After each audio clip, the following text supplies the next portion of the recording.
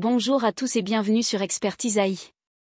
Aujourd'hui, nous allons explorer un concept révolutionnaire en matière de réhabilitation criminelle, Konifai.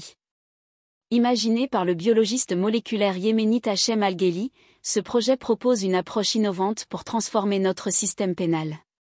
Plutôt que de se limiter à l'incarcération traditionnelle, Konifai envisage d'utiliser l'intelligence artificielle pour implanter des souvenirs artificiels dans le cerveau des détenus.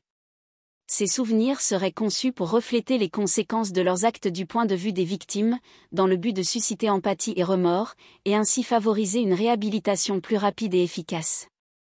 Bien que ce concept soit encore au stade théorique, il soulève déjà de nombreuses questions éthiques et techniques. Comment fonctionne-t-il exactement? Quels sont les avantages potentiels et les défis associés? Et surtout, sommes-nous prêts à adopter une telle approche dans notre société? Restez avec nous pour découvrir en détail ce qu'est Konifai et les implications qu'il pourrait avoir sur l'avenir de la justice pénale. N'oubliez pas de vous abonner à la chaîne et d'activer les notifications pour ne rien manquer de nos prochaines vidéos. Konifai. La prison du futur où l'IA façonne les esprits.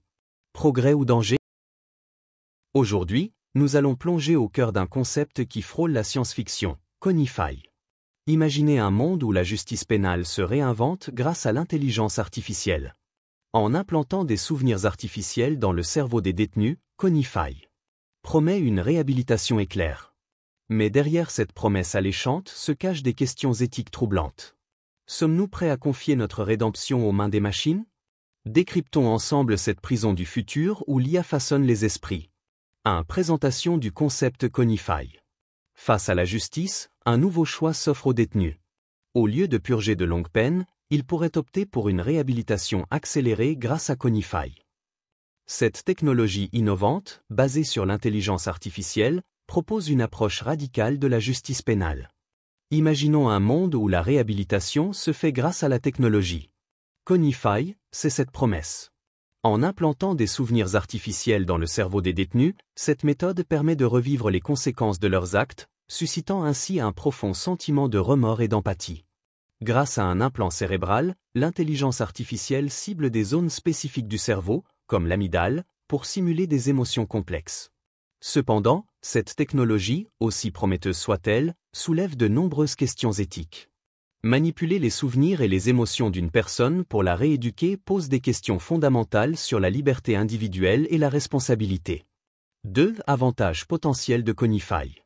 Konifai présente un potentiel de transformation significatif pour le système pénitentiaire. En effet, cette technologie offre une série d'avantages qui pourraient révolutionner la manière dont nous abordons la réhabilitation des délinquants. A. Réduction des coûts et optimisation des ressources. Les prisons traditionnelles représentent un fardeau financier considérable pour les États. Konifai pourrait alléger cette charge en proposant une alternative moins coûteuse en termes d'infrastructures et de personnel. B. Accélération de la réhabilitation et réinsertion sociale. Grâce à une intervention rapide et ciblée, Konifai pourrait permettre aux individus de se réhabiliter plus rapidement et de réintégrer la société de manière plus efficace. C. Réduction de la récidive. Konifai vise à réduire les comportements récidivistes en modifiant les souvenirs et les émotions des individus.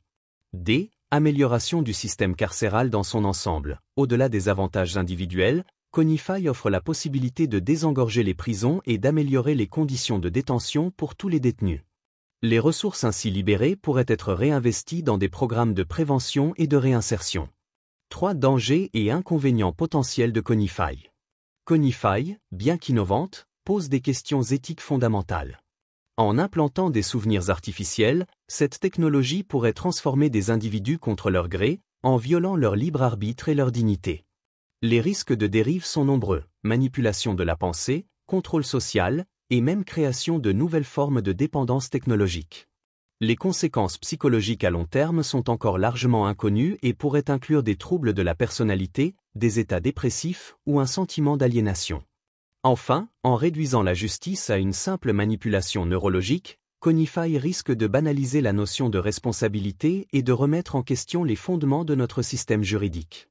En d'autres termes, si nous pouvons simplement effacer les conséquences d'un acte en manipulant les souvenirs, cela pourrait minimiser l'importance de la responsabilité individuelle. 4. Réflexions éthiques et sociales. Un débat de société.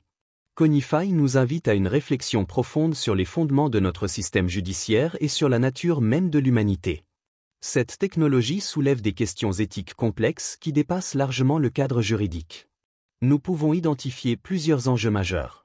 A. La réhabilitation, un processus mécanique. En offrant la possibilité de manipuler les émotions et les souvenirs, Conify remet en question notre conception de la réhabilitation. Peut-on véritablement réhabiliter une personne en modifiant artificiellement ses expériences passées? Ou bien cette approche ne fait-elle que masquer les causes profondes de la criminalité?